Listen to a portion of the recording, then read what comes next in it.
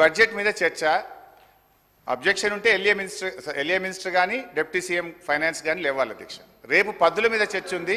పద్దుల మీద రేపు చర్చ ఉన్నప్పుడు కన్సర్న్ మినిస్టర్స్ని చెప్పమనండి, అభ్యంతరం లేదు. ఇప్పుడు నేను ఒక్క శాఖకు ఒక మంత్రి లేస్తే నేను ఇప్పుడు 32 శాఖలు మాట్లాడాలి. అందరు లేస్తారా మంత్రులు? They have to answer. రేపటి నుంచి పద్దులు ఉన్నాయి, దాని మీద మాట్లాడమనండి. ఒకటి ఇప్పుడు ఏదన్నా చెప్పాల్సి ఉంటే డిప్యూటీ సీఎం చెప్పాలి, నేను డీవియేట్ అయితే ఎల్ఏ మినిస్టర్ గారు మాట్లాడాలి, లేదా సభానాయకుడికి అవకాశం ఉంటుంది. దయచేసి మినిస్టర్స్ నుంచి ఇంటరప్షన్ లేకుండా చూడండి. అయితే గౌరవనీయులు మన జూపల్లి కృష్ణారావు గారు ఎక్సైజ్ మంత్రి గారు వాస్తవాలు ఒప్పుకున్నందుకు వారికి ధన్యవాదాలు. 7,000 కోట్లు పెంచుతున్నాం. ఈసారి ఎక్సైజ్ మీద 42,000 కోట్ల ఆదాయాన్ని మేము గల్లీకో బెల్ట్ షాపు పెట్టి ప్రజల రక్త మాంసాలు పీల్చి పిప్పి చేసి వసూలు చేస్తామని ఆయన హరీష్ రావు గారు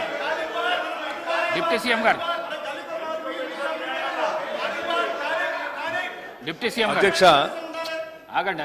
డిప్యూటీ సీఎం గారు అధ్యక్ష హరీష్ రావు గారు ఇంతకుముందు లెజిస్లేటివ్ అఫైర్స్ మంత్రిగా కూడా చేశారు, ఫైనాన్స్ మినిస్టర్గా కూడా చేశారు.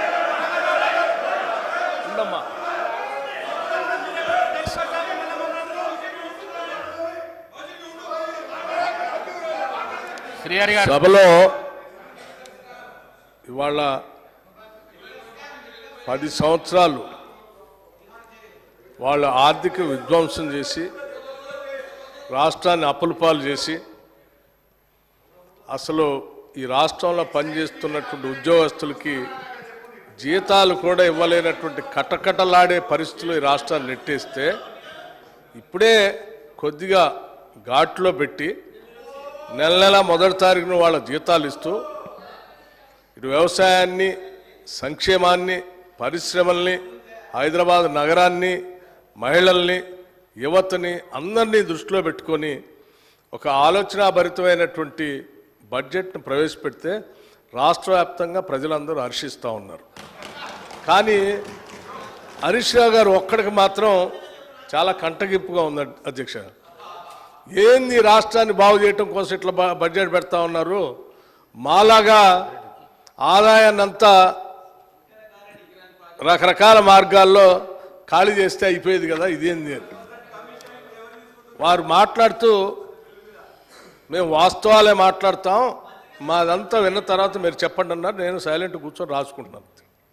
ఏం చెప్పారు? లేచి ఎక్సైజ్ మంత్రి గారట లేచారట, వారు 7,000 కోట్ల ఆదాయాన్ని పెంచడానికి గల్లీ బెల్ట్ షాప్ పెడతాం, మేము పెంచుతామని వారు చెప్పారట. ఇప్పుడే కదా అందరు విన్నారు కదా అధ్యక్ష, ఆ మాట ఏమన్నా అన్నారా వారు?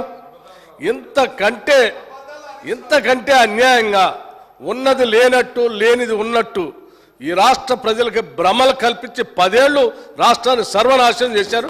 ఇప్పుడు మళ్ళీ మొదలుపెట్టారు. 5 నిమిషాల్లోనే భ్రమలు కల్పించడానికి ప్రయత్నం చేస్తున్నారు. ఇది ఎక్కడ అన్యాయం అధ్యక్ష?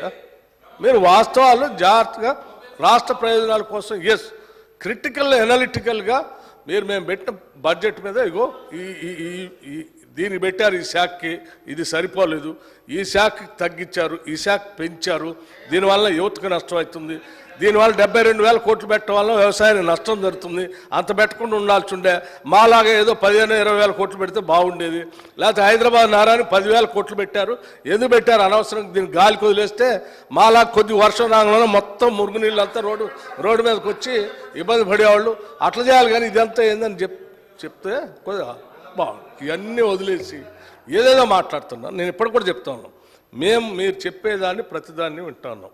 అసలు మేము ఏమనుకున్నాము, ఇంత బాగా బడ్జెట్ పెట్టాము, సరే ఈ బడ్జెట్ మీద నిన్న వారు బడ్జెట్ వినడానికి వచ్చారు కదా, ఎల్ఓపి గారు వచ్చారు కదా, వాళ్ళు వచ్చి ఏమైనా మాట్లాడతారేమో, ఏమైనా ఉంటే విని సమాధానం చెప్దాం అనుకున్నాం. వారు రాలేదు. రాకపోగా వీరు మాత్రం వారు రాలేదు, బాధ్యత లేదని దీని ద్వారానే స్పష్టంగా అర్థమవుతుంది. ఇవాళ ఏదో మాట్లాడరు కాబట్టి గుడ్డగాల్చి మీదేసిపోదామనంటే ఎట్లండి? ఇది కరెక్ట్ కాదు హరీష్ రావు గారు. మీరు పద్ధతిగా మాట్లాడితే మేము డెఫినెట్గా సమాధానం చెప్పడానికి సిద్ధంగా ఉన్నాడు. సో ఫైనల్గా బట్టి గారు కూడా డిస్ప్యూట్ చేయలే. ఒక విషయంలో మాత్రం ఎక్సైజ్ మంత్రి గారైనా ఉప ముఖ్యమంత్రి గారైనా 7,200 కోట్లు ఈ గత సంవత్సరం కంటే ఈ సంవత్సరం 7,200 కోట్ల రూపాయలు. సార్ మేము మళ్ళీ చెప్తా ఉన్నాను సార్, ఇట్లా సభను తప్పుదో పట్టించడానికి కానీ ఈ రాష్ట్ర ప్రజల్ని తప్పుదోవ పట్టించడానికి కానీ ప్రయత్నం చేస్తే ఇది సరైన పద్ధతి కాదు అధ్యక్ష. నేను మళ్ళొకసారి వారికి విజ్ఞప్తి చేస్తూ ఉన్నాను. నేనటో ఒప్పుకున్నాను అటు వారు చెప్పిన దానికి. ఏ ఒప్పుకున్నాను అధ్యక్ష? మీ ముందే కదా మాట్లాడింది. అంటే ఇంతకంటే పచ్చిగా నేను అనకూడదు మరి అబద్ధం అని, ఇంతకంటే సత్యదూరమైనటువంటి మాటలు ఎంత భయంకరంగా ఇట్లే భ్రమలు కల్పిస్తే ఎట్లా అధ్యక్ష? అది హౌస్లో నిమిషాల్లోనే, రోజులు కూడా కాదు, నిమిషంలోనే ఎంత భ్రమలు కల్పిస్తే ఎట్లా? సార్ ఇప్పుడు నేను ఏం తప్పు చెప్పలేదు అధ్యక్ష. పోయిన ఆర్థిక సంవత్సరం కంటే ఈ ఆర్థిక సంవత్సరం ఎక్సైజ్ మీద 7,200 కోట్ల రూపాయల ఆదాయం పెరుగుతుంది.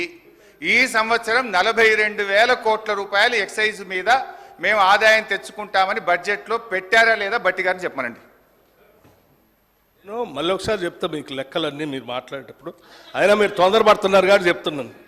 ఇప్పుడే చెప్పండి, అప్పటిదాకా ఎందుకు? ఎక్సైజ్లో మేము ఆక్షన్ పెట్టాము గత సంవత్సరం, అందుకే మాకు ఆదాయం పెరిగింది. ఈ సంవత్సరం కదా పెట్టాల్సింది, నిజమే. మేము కూడా అనుకున్నాం ఈ సంవత్సరం కదా ఆక్షన్ పెట్టాల్సింది. మీరు ముందే ఎందుకు కూశారు అధ్యక్ష? ముందే ఎందుకు కూశాను? ఎందుకు కూశారు? మీరు ఈ సంవత్సరం పెట్టాల్సిన ఆక్షన్ మేము ముందే ఎలక్ట్రిక్ కంటే ముందు ఎందుకు పెట్టుకున్నారు? అంటే ఏదో దాంట్లో ఎంత దొరికితే అంత దోసుకుందామనే ఆలోచన మీది, అది తప్ప ఇంకోట. రెండోది నేను ఇంకోటి చెప్తున్నా. ఏంటి అధ్యక్ష? టానిక్ లాంటి షాప్స్, దుకాణాలు పెట్టి ఆక్షన్ ద్వారా స్పష్టంగా ప్రభుత్వానికి రావాల్సిన ఆదాయాన్ని ప్రభుత్వానికి రానియకుండా, సంబంధం లేకుండా అడ్డగోలుగా మీరు లైసెన్సులు ఇచ్చి టానిక్ లాంటివి పెట్టి ప్రభుత్వానికి రావాల్సిన ఆదాయాన్ని కొద్దిమంది కుటుంబాల చేతుల్లో బయటట్టు చేశారు. అటువంటి దాన్ని మేము పోనీయం. ఆ ఆదాయం అంతా రాష్ట్రానికి వచ్చేటట్టే చేస్తాం. అటువంటి వ్యక్తుల చేతుల్లోకి రాష్ట్ర ఖజానాన్ని పోనీయకుండా మేము జాగ్రత్త కాపాడుతాం. ఆ లెక్కలు కూడా చెప్తాను. మీరు తొందరపడుతున్నారు కాబట్టి ముందే చెప్పాను, ఇంకా ఉంది దాని గురించి అన్ని చెప్తాను.